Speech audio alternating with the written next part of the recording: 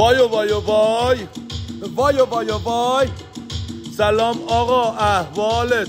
اومدم خرید کنم، چی داری تو دست و بالت؟ سلام عزیز، بفرما، هرچی چه دلت بخواد داریم ما. تو فقط بگو چی میخوای میاریم برات ما.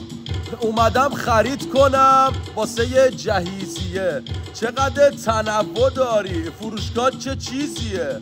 لطف داری به بنده. اینجا تو دهکده جنسا همش برنده. فرش و مبل و لوسترم خودمونی تولید کننده.